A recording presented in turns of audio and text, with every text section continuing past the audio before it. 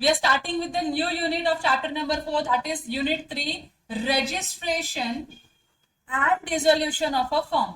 तो अब तक फर्म के रिलेशन में आपने सारी चीजें देख ली, पार्टनर्स के राइट्स, फर्म की राइट्स, पार्टनर्स की लाइबिलिटी, फर्म्स की लाइबिलिटी, पार्टनर्स, उनका रिलेशन, मीनिंग, एलिमेंट्स, सब कुछ हो गया आप लोगों का पढ़ के पूरे 2 यूनिट में।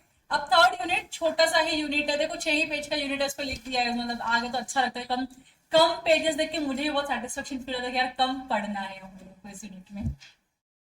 तो यूनिट नंबर 3 छोटा सा यूनिट है which talks about registration of partnership firm and the dissolution of a partnership firm.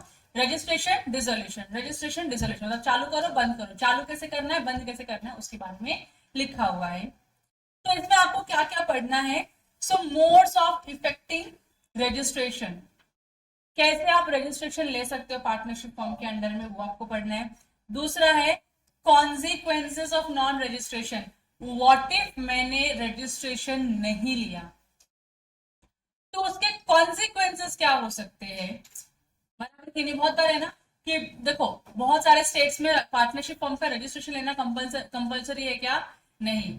Maharashtra एक स्टेट है जिसको कंपलसरी है पार्टनरशिप फर्म का रजिस्ट्रेशन लेना, तो अदर फर्म्स तो नहीं ले रही है, और महाराष्ट्र में भी बहुत सारी फर्म्स नहीं ले रही है, they are going as an unregistered firm only. तो अगर आप रजिस्ट्रेशन नहीं लेते हो तो उसका कुछ ना कुछ ड्रॉबैक होना चाहिए। देखो आपको हम कोई काम करने के लिए बोलते हैं और अगर आप ये काम करते हो तो आपको बेनिफिट मिलेगा, बराबर कि नहीं? तो आपको पता है कि मैं ये काम किया तो बेनिफिट मिलेगा, अगर ये काम नहीं किया तो बेनिफिट भी मुझको नहीं मिलेगा, तो कुछ कॉन्सिक्वेंसेस उसके इम्पैक्ट है वो आपको पढ़ने। तीसरा आपको पढ़ना है डिसोल्यूशन ऑफ अ फर्म, कि फर्म डिसॉल्व कैसे होती है और कब कब होगी। तो डिसोल्यूशन सेक्शन 40 से 43 और सेक्शन 44 में लिखा हुआ है। तो एक होता है वॉलेंटरली, जहां पे आप कोर्ट के लिए अप्लाई नहीं करते हो, डायरेक्टली डिसॉल्व कर देते हो, और कहीं पे ऐसा होता है कि जहाँ पे कोर्ट का अप्रूवल लेना जरूरी है या कोर्ट बताती है आपको डिसॉल्व करनी पड़ेगी फर्म को और आप फर्म डिसॉल्व करते हो, तो सारे सिचुएशंस है। आप 40 से 43 में क्या लिखा हुआ है? डिसोल्यूशन बाय एग्रीमेंट, आपने एग्रीमेंट क्या डिसाइड क्या कर दिया। Dissolution bye operation of law और कंपल्सरी डिसोल्यूशन, लॉ बोलता है कि आपको डिसॉल्व करना पड़ेगा कि जो बिजनेस एक्टिविटी आप कैरी ऑन कर रहे थे वो बिजनेस एक्टिविटी इलीगल हो चुकी है, you can not carry on the business, तो कंपल्सरी आपको डिसॉल्व करना पड़ेगा। Dissolution on happening of contingent event, कुछ ऐसे इवेंट जो कंटिजेंट थे वो हो चुके थे, आपको फर्म को डिसॉल्व करनी पड़ेगी। और डिसोल्यूशन बाय नोटिस। तो इतना छोटा सा यूनिट है, इतने सारे कॉन्सेप्ट पढ़ने हैं, बस इतना ही पढ़ना है। तो इसकी शुरुआत हम करेंगे रजिस्ट्रेशन ऑफ फर्म से। क्या आप लोगों को क्लियरली दिख रहा है कंटेंट? क्लियरली दिख रहा है कंटेंट? बड़ा दिख रहा है? थोड़ा पीछे वालों को कोई दिक्कत नहीं है? अब फर्म का रजिस्ट्रेशन करना, किसी भी एंटिटी का अगर आपको रजिस्ट्रेशन करना है तो आपको सर्टेन प्रोसेस फॉलो करने होते हैं। तो अगर मैं आपको बोलूं एलएलपी बनानी, there are certain process written down with me कि ये प्रोसेस फॉलो करो आपका एलएलपी बन जाए। कंपनी बनानी है तो ये प्रोसेस है, वैसे ही फर्म को रजिस्टर करने के लिए प्रोसेस फॉलो करना होता है। और प्रोसेस ऐसा है कि सेक्शन नंबर 58 में आपको एप्लीकेशन देना होता है रजिस्ट्रेशन का। You have to apply somewhere, आप अप्लाई करते हो तो आपको रजिस्ट्रेशन मिलता है। तो आपने 12th पास कर लिया, अब आपको एफआई बीकॉम के लिए रजिस्ट्रेशन लेना होगा ना कहीं, तो आपको एप्लीकेशन सबमिट करना होगा कि आप कौन सी कॉलेज में एडमिशन लेना चाहते हो, उस कॉलेज का एप्लीकेशन फॉर्म लाओगे और एप्लीकेशन फॉर्म भरोगे, सबमिट करोगे। वैसे ही अगर मैं चाहती हूँ कि मेरी पार्टनरशिप फॉर्म रजिस्टर हो तो मुझको रजिस्ट्रार ऑफ फर्म के पास जाना पड़ेगा, एप्लीकेशन फॉर्म लेना पड़ेगा, भरना पड़ेगा और उनको सबमिट करना पड़ेगा। समझ में आया? So registration of a firm can be done by sending by post or delivering it to the registrar of the area in which place any place of business of the firm is situated or proposed to be situated by following the below mentioned procedure.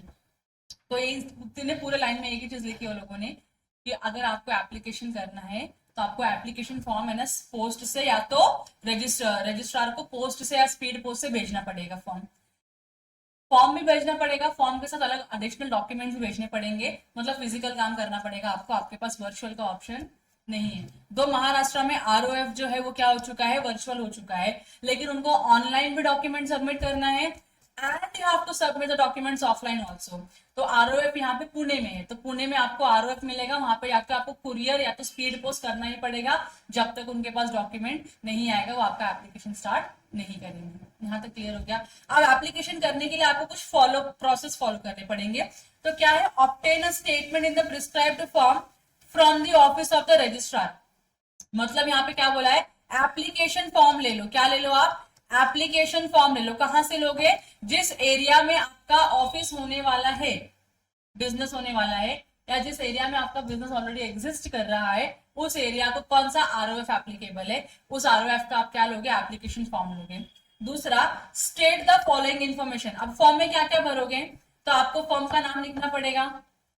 Principal place of business मतलब main business area क्या है आपको वो mention करना पड़ेगा। तीसरा, name of other places where the firm carries on its business, मतलब आप बोलते हैं ना ब्रांच हो गया या एडिशनल प्लेस ऑफ बिजनेस हो गया, तो वो आपको मेंशन करना होगा। Date of each partner join, date of joining of every partner, कि भाई ये पार्टनर इस दिन पे एडमिट हुआ था। Name in full and permanent address of each partner, partner कहाँ रहता है उसका पूरा नाम तो कैसे मालूम पड़ेगा, तो वो इन्फॉर्मेशन लिखनी है। और ड्यूरेशन ऑफ द फॉर्म, मतलब पार्टनरशिप एट विल वाली है या फिर पार्टनरशिप और फिक्स पीरियड वाली है, तो ये आपको क्या करना पड़ेगा, मेंशन करना पड़ेगा। मतलब इसके अलावा और भी चीजें हैं, लेकिन ये इंपॉर्टेंट चीजें हैं जो आपको एप्लीकेशन फॉर्म में मेंशन करनी पड़ेगी। यहाँ तक क्लियर है। तो पहला फॉर्म ले लो, दूसरे फॉर्म में इंफॉर्मेशन फिल करो। तीसरा क्या है, get statement of duly verified and signed by all the partners and their agents. तो जो भी इंफॉर्मेशन आपने लिखा है वो इंफॉर्मेशन सही है, ये कैसे मालूम पड़ेगा, तो हर पार्टनर को क्या करना पड़ेगा, अपना साइन करना पड़ेगा। या वो खुद साइन करेगा या उसका ऑथराइज पर्सन साइन करेगा कि भाई तू ये फॉर्म है देख ले, इन्फॉर्मेशन करेक्ट लगे तो साइन कर ले। तो इसका इसका ये मतलब होता है कि फॉर्म के एप्लीकेशन में जो भी इंफॉर्मेशन दिया है पार्टनर्स के बारे में वो सारी क्या है, ट्रू एंड करेक्ट है। वो आप अपने साइन करने से क्या करते हो, सर्टिफाई कर देते हो। और फोर्थ क्या बोला है, file the statement and the true copy of the partnership deed along with the prescribed fees. अब जो पार्टनरशिप डीड है, पार्टनरशिप डीड मतलब क्या होता है, पार्टनरशिप अग्रीमेंट होता है। तो पार्टनरशिप अग्रीमेंट आपको बनाना है, उसको नोटराइज करवानी है, मतलब उसको स्टैम्प पेपर पे परचेज करना है, नोटरी करवाना है। नोटरी करवाने के बाद आपको ये क्या करना पड़ेगा, ऑनलाइन सबमिट करना होगा। पहले आरओएफ के पोर्टल पे ऑनलाइन सबमिट करोगे, उसके बाद आप क्या करोगे, इसकी कॉपी भेजोगे, किसको, आरओएफ को फिजिकली से कॉपी भेजोगे। और उसको ये प्रोसेस करने के लिए कुछ फीस लगती है, और वो फी भी आप क्या करोगे, पे करोगे। 500-600 रुपए का कुछ फीस आता है, वो फीस आप क्या करना है, पे करना है। और आपका फिजिकल और डिजिटल दोनों तरीके से कॉपी क्या होगी, सबमिट हो जाएगी। यहाँ तक क्लियर हो गया। अब जब आप पार्टनरशिप का रजिस्ट्रेशन के लिए डेटा भेजोगे, तो जो रजिस्ट्रार वहां बैठा है वो क्या करेगा, सारी इन्फॉर्मेशन कलेक्ट करेगा, चेक करेगा कि इन्फॉर्मेशन जो लिखी है उसमें सही है कि नहीं है। आपने डॉक्यूमेंट दे रहे हैं कि मेरा पैन नंबर है, मेरा आधार नंबर है, तो आपका पैन नंबर जो आप लिखे हो फॉर्म एप्लीकेशन फॉर्म में, और जो आपने फॉर्म में पैन और आधार अटैच किया हुआ है वो मैच हो रहा है कि नहीं मैच हो रहा है, चेक करेगा। और उसको लगता है कि सब सही है, कोई दिक्कत नहीं है, तो वो क्या करेगा, आपको सर्टिफिकेट ऑफ रजिस्ट्रेशन दे देगा। बराबर कि नहीं, certificate of registration of registrar of firm आ गया। इसका ये मतलब है कि आपका जो फर्म है, पार्टनरशिप फर्म है, वो क्या हो चुका है, रजिस्टर्ड हो चुका है। अब आपको एक बात बताती हूँ मैं, आपने 5 स्टेप देखे, सिंपल लगा एकदम। आपके हिसाब से ये पूरे 5 स्टेप को कवर अप करने के लिए कितना दिन लगना चाहिए, मतलब एक पार्टनरशिप फॉर्म ने जिस दिन एप्लीकेशन सबमिट किया उस दिन से लेके कितने दिन में पूरा रजिस्ट्रेशन हो जाना चाहिए पार्टनरशिप फॉर्म का, आपके हिसाब से, मतलब जनरल क्वेश्चन कि हाँ इतने दिन तो हो जाना चाहिए रजिस्ट्रेशन। कितना, 1 month, 2 month, 3 month still okay, 4-5 month still okay, बराबर कि नहीं। 1 year is also okay, 1 year, but this ROF is taking more than 2 to 3 years to register a partnership firm। मतलब अगर आप 2015 में एप्लीकेशन सबमिट करोगे तो शायद से 2018 या 19 में आपको रजिस्ट्रेशन सर्टिफिकेट आएगा। समझ रहे हैं आप लोगों को, लोग रजिस्ट्रेशन क्यों नहीं ले रहे, उसका रीजन समझ में आ रहा है। आप अप्लाई करेंगे तो 4-5 साल के बाद हमको, या 2-3 साल के बाद हमको रजिस्ट्रेशन सर्टिफिकेट मिलेगा। इसके लिए लोग पार्टनरशिप प्रेफर नहीं करते। इसके लिए हम अपने क्लाइंट को सजेस्ट करते हैं पार्टनरशिप आप मत बनाइए, क्योंकि एक तो सब डिजिटल प्लस फिजिकल करना पड़ेगा आपको, और आप करने के बाद भी वो कब अप्रूवल आएगा उसका कोई गारंटी नहीं है। ट्रेस कैसे करोगे, कोई स्कोप नहीं है ट्रेस करने का कि मैंने एप्लीकेशन सबमिट किया था तो उसका प्रोसेस स्टेप 1, स्टेप 2, स्टेप 3 कहाँ तक आया है, फिर किसी भी तरीके से आप उसको आइडेंटिफाई नहीं कर सकते हो। तो इससे अच्छा क्या है कि चुपचाप से एलएलपी बना लो या कंपनी बना लो, कम से कम 15-20 दिन में रजिस्ट्रेशन आ जाता है। मतलब कंपनी, बड़ी बड़ी कंपनी, एलएलपी 15-20 दिन में बन रही है, और पार्टनरशिप फॉर्म 2-3 साल में आराम से बन रहा है। ठीक है, तो ये एक दिक्कत है। सेक्शन 59 सेक्शन 58 में क्या करना है, आपको एप्लीकेशन करना है, आप एप्लीकेशन करोगे और आरओएफ क्या करेगा, आपको सर्टिफिकेट ऑफ रजिस्ट्रेशन देगा 2-3 साल के बाद, ठीक है। अब सेक्शन 59 क्या बोलता है, when the registrar is satisfied, मतलब वो सेटिस्फाई होना चाहिए जो आपको सर्टिफिकेट देने वाला है, that the provisions of section 58, वो एप्लीकेशन वाला provision, have been duly complied with, and he shall record an entry of a statement in the registrar called registrar of firm और register of form and shall file this statement. जब वो application आएगा, verify करेगा, उसको लगता है कि हाँ सब इन्फॉर्मेशन करेक्ट है, तो वो क्या करेगा, रजिस्टर ऑफ फॉर्म जो होती है कि कितनी सारी फॉर्म रजिस्टर है महाराष्ट्र में, उसे क्या करेगा, रिकॉर्ड बनाएगा और उसमें आपका भी नाम ऐड कर देगा, स्टेटमेंट फाइल करेगा।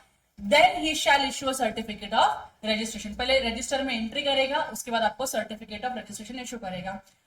हाउएवर, लेकिन registration is deemed to be completed as soon as the application in the prescribed form with the prescribed fee and the necessary details concerning the particular partnership is delivered to the registrar। तो वो क्या बोल रहे हैं कि मैंने आपको बताया 2 से 3 साल का मिनिमम प्रोसेस है आरओएफ से रजिस्ट्रेशन का सर्टिफिकेट आने के लिए, तो इन्होंने क्या बोला, हम मान लेंगे आपका रजिस्ट्रेशन का एप्लीकेशन कंप्लीट हुआ है। एप्लीकेशन कब कंप्लीट होता है, जब आपने क्या कर दिया है, सारे डॉक्यूमेंट, जितने रिक्वायर्ड डॉक्यूमेंट है, सारे के सारे डॉक्यूमेंट कुरियर में क्या किया है, आरओएफ को भेज दिया है, पोस्ट कर दिया, उनको डिलीवर कर दिया, तो आपकी ऑब्लिगेशन खत्म हो गई। The recording of an entry in the आरओएफ is a routine duty of the registrar, वो उसका रूटीन है, तो जब उसकी मर्जी होगी तब फाइल ओपन करेगा, चेक करेगा, वेरीफाई करेगा और सर्टिफिकेट ऑफ इनकॉर्पोरेशन या सर्टिफिकेट ऑफ रजिस्ट्रेशन आपको दे देगा। यहाँ तक क्लियर हो गया। 59 के बाद है ना, सेक्शन 59A करके एक सेक्शन इंट्रोड्यूस किया, ये ओरिजिनल सेक्शन नहीं है। 59A जब पार्टनरशिप एक्ट बना था तो उसमें नहीं था, आगे जाके इनको रिक्वायरमेंट लगी तो उन्होंने क्या किया, 59A करके एक सेक्शन इंट्रोड्यूस किया, और जहां पे बोलता है late registration payment of penalty. अगर आपने रजिस्ट्रेशन के लिए लेट अप्लाई किया है तो आपको पेनल्टी भी देना पड़ेगा, along with the normal fees you have to pay the penalty. मतलब मैं 2015 से पार्टनरशिप फर्म का बिजनेस कर रही हूँ, लेकिन मेरी पार्टनरशिप क्या थी, अनरजिस्टर्ड थी। अब मुझे अक्कल आई कि अच्छा रजिस्ट्रेशन भी लेना होता है, तो मैंने क्या किया, एप्लीकेशन किया रजिस्ट्रेशन का, कौन से ईयर में, 2020 में। तो मैंने 5 साल डिले किया ना, तो मैंने 5 साल डिले किया, इसके लिए मुझे क्या पे करना पड़ेगा, पेनल्टी पे करना पड़ेगा। अब जब पेनल्टी होगी तो सर कंपनी और एलएलपी में पेनल्टी मतलब भर भर के पेनल्टी आती है, लाख रुपए तो मिनिमम कहीं जाते ही है पेनल्टी की, इतनी पेनल्टी लगती है कंपनी और एलएलपी में। आरओएफ की पेनल्टी देखोगे ना आप हंसोगे, पहले मैं पढ़ाऊंगी उसके बाद आप देखना, ठीक है। देखो, in respect of a statement any firm is not sent or delivered to the ROF within 1 year from the date of constitution of the firm, मतलब जिस दिन आपने फॉर्म रजिस्टर, मतलब आपने फॉर्म शुरू किया उस दिन से लेके 1 साल के अंदर अंदर आपको एप्लीकेशन सबमिट करना है।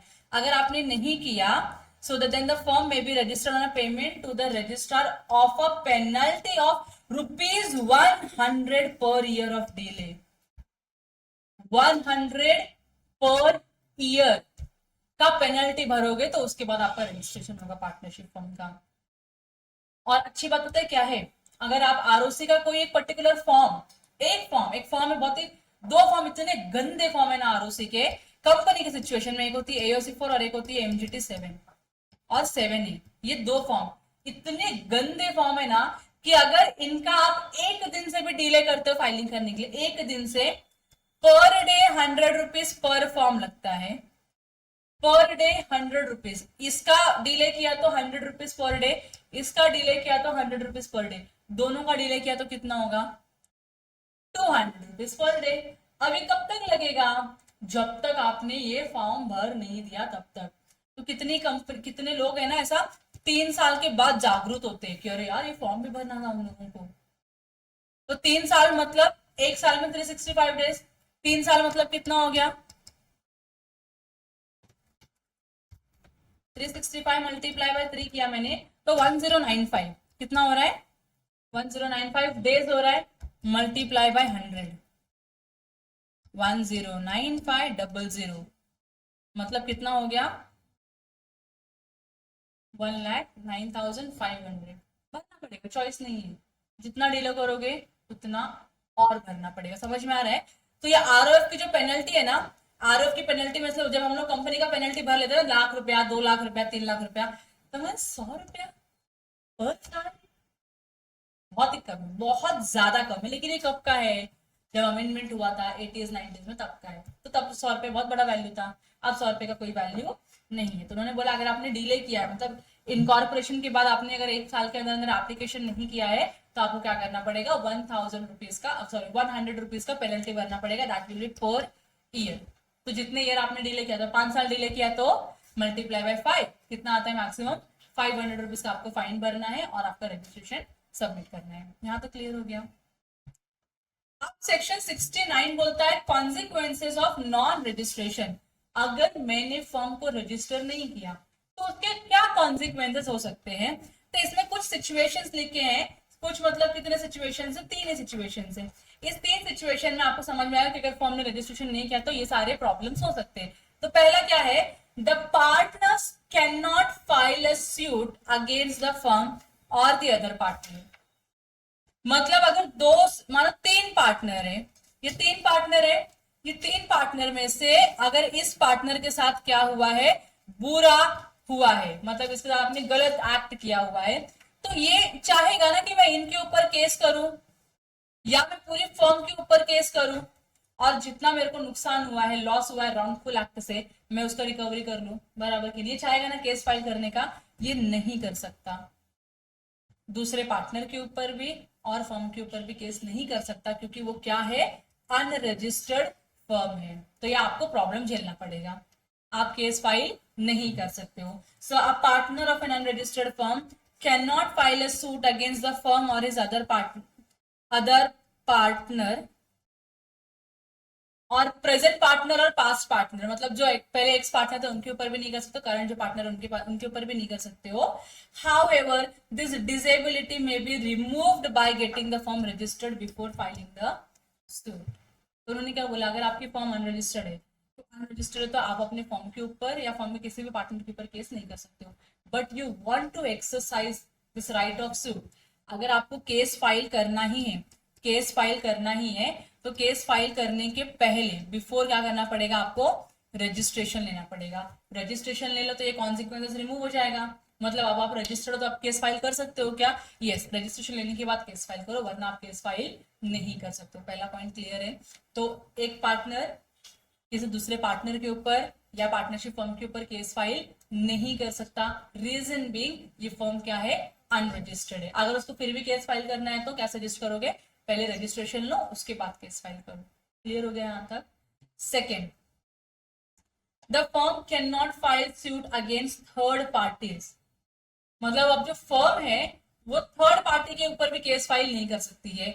मतलब अगर A B C partnership firm ने कोई कॉन्ट्रैक्ट एंटर किया मिस्टर डी के साथ, ये पार्टनरशिप फर्म ने मिस्टर डी के साथ कोई कॉन्ट्रैक्ट एंटर किया और मिस्टर डी बोलते हैं कि मैं कॉन्ट्रैक्ट परफॉर्म नहीं करेगा, या कुछ एनी रीजन से कॉन्ट्रैक्ट परफॉर्म नहीं करते हैं, तो इनको लॉस हो सकता है कि नहीं हो सकता, लॉस हो सकता है। लेकिन क्या ये इसके ऊपर केस कर सकते हैं, नहीं कर सकते हैं। क्यों, क्योंकि आप अनरजिस्टर्ड पार्टनरशिप फर्म हो, लॉ आपको रिकॉग्नाइज नहीं कर पा रही है। So an unregistered firm can not file a suit against third party for the enforcement of any right arising from a contract. कोई भी कॉन्ट्रैक्ट से जो आपको राइट्स मिलते हैं आप उसको एक्सरसाइज नहीं कर पाओगे, क्योंकि आपकी फर्म अनरजिस्टर्ड है।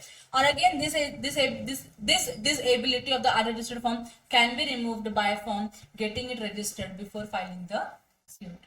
केस फाइल करने के पहले आप क्या करो, रजिस्ट्रेशन कर लो, रजिस्ट्रेशन के बाद आप केस फाइल करो, कोई दिक्कत नहीं, वैलिड रहेगा वो। लेकिन केस फाइल करने के पहले रजिस्ट्रेशन होना चाहिए।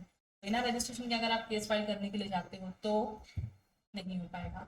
तो एक पार्टनर फर्म के दूसरे पार्टनर के ऊपर भी केस कर नहीं सकता है, फर्म के ऊपर भी केस नहीं कर सकता। ऑन द अदर हैंड मेरी जो पार्टनरशिप फर्म है जो अनरजिस्टर्ड है, वो किसी थर्ड पार्टी के ऊपर भी केस नहीं कर सकती है। यहाँ तक क्लियर है। Third, a partner of a firm can not claim set of. Set of नहीं ले सकता है कोई भी पार्टनर। सेट ऑफ किसका, किसी भी पेमेंट का सेट ऑफ आपको नहीं मिलेगा। जैसे कि अगर मैंने किसी को एक्स अमाउंट पे करके रखा हुआ है, मुझे उससे वाई अमाउंट आना है, तो मैं क्या करूंगी, एक्स माइनस वाई करूंगी, जो भी बैलेंसिंग फिगर आएगा उतना ही हम लोग क्या करेंगे, या तो पे करेंगे या तो रिसीव करेंगे। या आप नहीं कर सकते हो अगर आपकी फॉर्म रजिस्टर्ड नहीं है तो। देखो, the term set of mean adjustment of debts by one party due to him from the other party who files a suit against him। मतलब किसी एक पार्टी ने आपके ऊपर केस फाइल किया है। देखो ये x है और ये y है। ये x क्या है, एक पर्सन है, y क्या है, एक पर्सन है। x को y से पैसे लेने हैं, इसका क्या है, रिसीवेबल है। मतलब x को क्या आने चाहिए, y से पैसे आने चाहिए। कितने लाख रुपए का, 1 लाख रुपए का रिसीवेबल है। अब x क्या करता है, y के ऊपर स्यू करता है और y को बोलता है, और y जब स्यू होता है या फिर जब y x के ऊपर स्यूट करता है तो सिचुएशन ऐसा है कि x को क्या करना पड़ेगा, y को ₹5 लाख पे करना है। केस में y ने क्लेम डाल दिया, y ने केस कर दिया x के ऊपर कि मुझको तुझसे 5 लाख रुपए, तूने बोला था 5 लाख रुपए पे करेगा, तूने पे नहीं किया है, और x को क्या करना है, y से 1 लाख रुपया लेना है। तो अगर ये जो x की जो फर्म है अगर वो रजिस्टर्ड होती तो ये क्या करते, माइनस करके ओनली 4 लाख रुपए क्या करते, x जो है y को दे देता। अब ये पॉसिबल नहीं है क्योंकि आपकी फर्म क्या नहीं है, रजिस्टर्ड नहीं है। The term set off means adjustments of debt by one party due to him from the other party who files a suit against him। जो अदर पार्टी ने आपके ऊपर केस फाइल किया है, जो आपको उससे ड्यू अमाउंट है उसका आप एडजस्टमेंट नहीं कर सकते हो। And the partners of an unregistered firm और the firm itself can not claim a set off in a suit filed against them और द फर्म। तो फर्म के अगेंस्ट में जो भी केस फाइल हुआ है उसमें से जो भी एडजस्टमेंट होने वाला अमाउंट था उसका भी आपको एडजस्टमेंट नहीं मिलेगा। But the right of set of is not affected if a claim for set of does not exceed ₹100 in value. अगर 100 रुपए का क्लेम है या 100 रुपए का आप सेटअप लेना चाहते हो तो आप 100 रुपए तक का सेटअप ले सकते हो। 1000 रुपए का सेटअप आप नहीं ले सकते हो क्योंकि एक्सीड कर जा रहा है वैल्यू। तो अगर आपकी अनरजिस्टर्ड फर्म है, मैंने यहाँ पे लाख लाख रुपए की बात की, तो यहाँ पे सेटअप पॉसिबल ही नहीं है। लेकिन अगर ये 80 रुपया होता तो 80 रुपया होता तो आप क्लेम ले सकते थे क्योंकि 100 रुपए से क्या है, कम है। ये समझ में आया। अब ये 100 रुपया भी आपको बहुत तुच्छ वैल्यू लग रहा है, मतलब ये छोटू सा अमाउंट है, क्या 100 रुपया का कोई सेटअप लेगा। तो ये पहले का लॉ था, इसके लिए 100 रुपया है। अब लॉ चेंज हो गया है, वैल्यूज चेंज हो गई है, इन्फ्लेशन बढ़ चुका है, इसके लिए हमको इसकी वैल्यू नहीं लग रही, but this is how it was. तब से लॉ को चेंज नहीं किया तो हम कुछ भी, यहाँ तक क्लियर है। तो सेटअप आप नहीं क्लेम कर सकते हो। Is it okay. तो 3 कॉन्सिक्वेंसेस हमने पढ़े। पहला कॉन्सिक्वेंस क्या था, सेक्शन नंबर 69 में लिखा कॉन्सिक्वेंसेस। पहला कॉन्सिक्वेंस क्या बोलता है कि एक पार्टनर किसी दूसरे पार्टनर के ऊपर या फर्म के ऊपर स्यू नहीं कर सकता। स्यू करना रहेगा तो क्या करना पड़ेगा, रजिस्ट्रेशन लेना है और उसके बाद स्यू करना है। क्लियर है। सेकेंड क्या था, एक्सेप्शन, सॉरी सेकेंड कॉन्सिक्वेंस क्या था, फर्म में क्या, जो अनरजिस्टर्ड फर्म है थर्ड पार्टी के ऊपर स्यू नहीं कर सकती। फर्म जो अनरजिस्टर्ड फर्म है थर्ड पार्टी के ऊपर स्यू नहीं कर सकती, उसका रीजन क्या है, क्योंकि आप अनरजिस्टर्ड हो, लॉ आपको रिकॉग्नाइज नहीं करता। अब फिर भी केस फाइल कर रहे हो तो क्या करोगे, रजिस्ट्रेशन लोगे उसके बाद केस फाइल करोगे। क्लियर है। और तीसरा क्या था, आप सेट ऑफ क्लेम नहीं कर सकते हो। लेकिन सेट ऑफ का वैल्यू 100 रुपया है, क्लेम का वैल्यू 100 रुपये, तो सेट ऑफ कर सकते हो क्या, ये 100 से कम रहेगा तो 100 से एक्सीड हो गया तो क्लेम नहीं कर सकते हो। ये क्लियर हो गया आप लोगों को, यहाँ तक ओके है। अब उसके बाद देखो क्या लिखा है। अब हम बता रहे हैं कि फर्म के ये सारे क्या है, डिसेबिलिटीज है। मतलब अगर आप अनरजिस्टर्ड फर्म हो या आप अनरजिस्टर्ड फर्म के पार्टनर हो तो ये सारे आपको कॉन्सिक्वेंसेस बेयर करने पड़ेंगे। क्या किसी भी तरीके से इनका अनरजिस्टर्ड होना किसी थर्ड पार्टी को अलाउ नहीं करेगा केस फाइल करने के लिए। मतलब XYZ एक अनरजिस्टर्ड क्या है, पार्टनरशिप फर्म है। अब XYZ ने कुछ कांड किया या कॉन्ट्रैक्ट परफॉर्म नहीं किया जिससे मिस्टर ए को क्या हो रहा है, लॉस हो रहा है, तो क्या मिस्टर ए भी अपना right to file suit against XYZ lose कर जाता है क्या? नहीं। तो ए के पास तो राइट होना चाहिए कि नहीं, वरना क्या होगा, ये तो मतलब क्या करेंगे, फिर मजे ही करेंगे ना, इनकी तो मौजा ही मौजा हो जाएगी।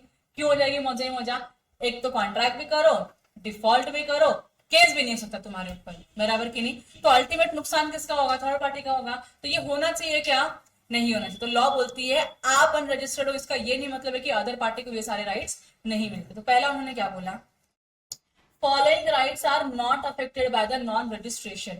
आपकी फॉर्म रजिस्टर्ड नहीं, इसका ये नहीं मतलब है कि ये सारे राइट्स भी क्या हो जाएंगे, आपके डिसेबल हो जाएंगे, मतलब ये सारे राइट्स आपको मिलेंगे। तो पहला क्या बोला उन्होंने, other third party can file a suit against the firm whether the firm is registered और नॉट। थर्ड पार्टी हमेशा केस फाइल कर सकती है। And the firm can not take a plea of its non registration. Plea मतलब shelter या फिर आप ये ले रहे हो, प्रोटेक्शन ले रहे हो, तो आप ये नहीं बोल सकते कि अरे हमारी फर्म तो क्या है, अनरजिस्टर्ड है, तो हमारे ऊपर तो केस ही नहीं बन सकता, कोर्ट बोलेगी एक लगाएगा, बैठ जा चुपचाप से। तो अनरजिस्टर्ड तेरा प्रॉब्लम है, तेरी वजह से अगर किसी और को नुकसान होगा तो वो नहीं चलेगा। किसी और की वजह से उसको नुकसान हो तो चल जाएगा, लेकिन तेरी वजह से किसी और का लॉस नहीं होना चाहिए। इसके लिए आप रजिस्टर्ड हो या रजिस्टर्ड नहीं हो मैटर नहीं करता, थर्ड पार्टी आपके ऊपर केस कर सकती है। पहला पॉइंट क्लियर है। Second, partners of unregistered firm can file suit for the enforcement of three things। अभी हमने ऊपर पढ़ा कि अनरजिस्टर्ड फर्म का जो पार्टनर है वो केस फाइल नहीं कर सकता फर्म के अगेंस्ट में, लेकिन ये उसका क्या है, एक्सेप्शन है। ये इसका क्या है, एक्सेप्शन है। मतलब ये तीन सिनेरियोस के लिए अनरजिस्टर्ड पार्टनरशिप फर्म का जो पार्टनर है केस फाइल कर सकता है। पहला क्या है, डिसोल्यूशन ऑफ द फर्म, बोलेगा फर्म बंद करनी है, बोलेगा सरकार माय लॉर्ड जज साहब बंद करो फर्म, फर्म क्या कर रही है, ठीक से ऑपरेट नहीं कर रही, तो आप फर्म को डिसॉल्व करवा सकते हो। दूसरा, for the accounts of the dissolved firm, firm dissolve हो चुकी है लेकिन आपके पास बुक्स ऑफ अकाउंट्स चेक करने के लिए आए नहीं, you did not get the access to the books of accounts, तो आप क्या करोगे, उस बुक्स ऑफ अकाउंट्स को एक्सेस करने के लिए केस फाइल कर सकते हो। और तीसरा उन्होंने बोला realisation of the property of the dissolved firm, firm तो डिसॉल्व हो गई, आपके इसे कि आपको प्रॉपर्टी मिलनी चाहिए थी लेकिन आपको प्रॉपर्टी मिल ही नहीं रही है, तो इस सिचुएशन में आप केस फाइल कर सकते हो। तो जो अनरजिस्टर्ड फर्म का पार्टनर है, जो अनरजिस्टर्ड फर्म का जो पार्टनर है उसके पास क्या है, तीन राइट्स हैं अपने फर्म के अगेंस्ट में या पार्टनरशिप पार्टनर्स के अगेंस्ट में केस करने का। पहला वो क्या करेगा, फर्म को डिसॉल्व करवाएगा। दूसरा वो क्या करेगा, बुक्स ऑफ अकाउंट्स का एक्सेस लेगा, बराबर की नहीं, जो फर्म क्या हो चुकी है, डिसॉल्व हो चुकी है। और तीसरा क्या करेगा, वो प्रॉपर्टी जो उसकी मिलनी चाहिए तो उस डिसॉल्व फॉर्म से वो प्रॉपर्टी उसको नहीं मिले तो वो प्रॉपर्टी भी क्लेम करेगा। ये क्लियर हो गया तीन। तो ये एक्सेप्शन है, किसके एक्सेप्शन है, इसके एक्सेप्शन है, ये वाले जो पॉइंट नंबर 1 है इसका एक्सेप्शन दिया गया। यहाँ तक क्लियर हो गया। तो इन तीन चीजों के लिए आप क्या कर सकते हो, केस फाइल कर सकते हो अपने अनरजिस्टर्ड पार्टनरशिप फॉर्म के ऊपर या पार्टनर्स के ऊपर।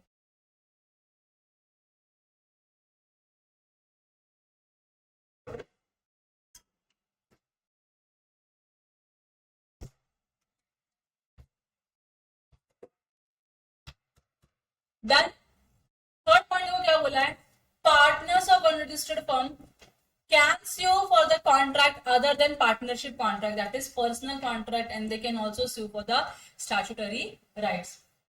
मैं अनरजिस्टर्ड फर्म की पार्टनर हूं लेकिन जो मैं स्यू करना चाहती हूँ कोई थर्ड कॉन्ट्रैक्ट है मेरा, मेरे इंडिविजुअल लेवल पे मैंने उस पार्टी के साथ कॉन्ट्रैक्ट किया, तो क्या मैं स्यू नहीं कर पाऊंगी, कर पाऊंगी। मेरा इंडिविजुअल राइट है कि नहीं है, यस। तो मेरा इंडिविजुअल राइट, मेरा स्टैट्यूटरी राइट को एक्सरसाइज करने के लिए आप केस फाइल कर सकते हो। और लास्ट उन्होंने बोला है the official assignee receiver of a code can sell the property of the insolvent partner of an unregistered firm and file a case for the same। अगर कोई पार्टनर क्या हो चुका है, इंसॉल्वेंट हो चुका है, और उस पार्टनर के पार्टनरशिप फॉर्म में शेयर्स है कि नहीं है ना, शेयर्स है ना, तो वो शेयर्स को रिसीव करने के लिए जो ऑफिशियल असाइनी होगा इस इंसॉल्वेंट पार्टनर का, वो क्या कर सकता है, अनरजिस्टर्ड फर्म के ऊपर केस कर सकता है और बोलेगा कि आप क्या करो, फर्म डिसॉल्व करो और इसका शेयर इसको दे दो, ताकि हम क्या कर सके, इसके आगे की लाइबिलिटीज को पे ऑफ कर सके। समझ में आया। तो जो ऑफिशियल असाइनी या जो ऑफिशियल रिसीवर है वो इंसॉल्वेंट पार्टनर के बिहाफ में, इंसॉल्वेंट पार्टनर के बिहाफ में क्या कर सकता है, अनरजिस्टर्ड पार्टनरशिप फर्म के ऊपर केस फाइल कर सकता है। ये वैलिड है, यहां तक क्लियर है।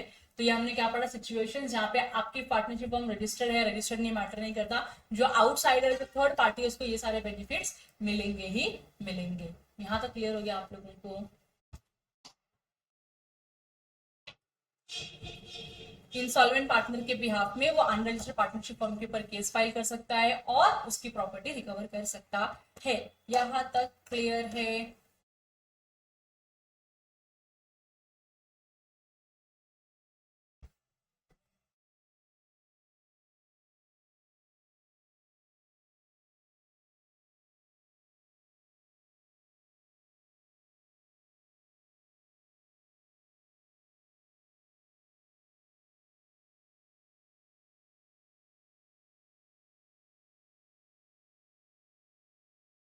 डन। अब एक एग्जांपल है, Manas and Nayan purchase a taxi to ply it in partnership, मतलब पार्टनरशिप फॉर्म के लिए उन्होंने क्या किया, टैक्सी यूज किया ताकि वो क्या कर सके, पार्टनरशिप के बिजनेस के लिए यूज कर सके, हायर कर सके, मतलब टैक्सी जो होती है ना रेंटेड वाली टैक्सी, वो कर सके business. They had done business for about 1 year when Manas, without consent of Nayan, disposed of the taxi. मानस ने क्या किया, जो टैक्सी लिया था लोगों ने बिजनेस के लिए उसको बेच दिया। ये समझा आप लोगों को? मानस और नयन ने क्या किया, मिलकर टैक्सी परचेस किया ताकि वो बिजनेस कर सके हायरिंग वाला, और उसके बाद मानस ने क्या किया, बिना नयन का कंसेंट लिए उस टैक्सी को बेच दिया। Nayan brought an action to recover his share in the sale proceeds. कर सकता है क्या? तुमने बेचा तो पैसे मिलेंगे, तो मुझको मेरा अधिकार का पैसा मिलना चाहिए कि नहीं? So Manas only defence was the firm was not registered. Manas का क्या था, मानस ने डिफेंस किया कि फर्म रजिस्टर्ड नहीं था, आप केस फाइल नहीं कर सकते हो। पता है क्या? इसके एक्सेप्शन है कि नहीं है? एक्सेप्शन में था ना कि जो अदर पार्टनर है असेट्स रिकवर करने के लिए केस कर सकता है कि नहीं। अब भी जो ऊपर 3 ABCD पढ़ा आप लोगों ने। तो will Nayan succeed in her suit? Yes, answer is ये, शी विल सक्सीड, क्योंकि इसमें क्या लिखा हुआ है, एक्सेप्शन लिखा हुआ है, जहां पे realisation of the property of a dissolve firm के लिए क्या कर सकती है, वो रिकवर, केस फाइल करके अपनी प्रॉपर्टी का शेयर रिकवर कर सकती है। यहां तक कोई डाउट है किसी को? नहीं। तो यहां तक हम लोगों ने पढ़ लिया कॉन्सिक्वेंसेस ऑफ, मेरे को सब 2 बार आ चुका है, ये 2 बार आ चुका है ना। सो कॉन्सिक्वेंसेस ऑफ,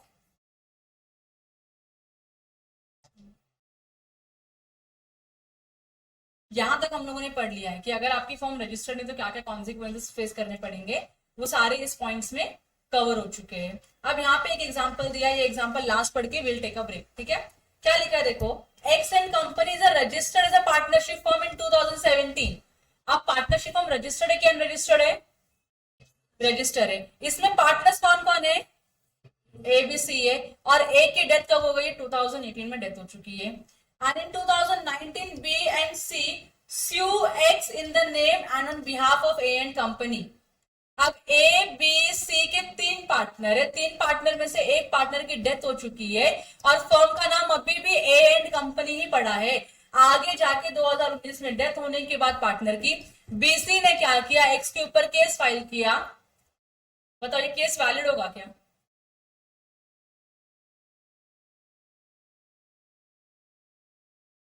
क्योंकि अगर आपके पार्टनर्स में चेंज हो रहा है तो you have to get it notified to the ROF, बराबर की नहीं?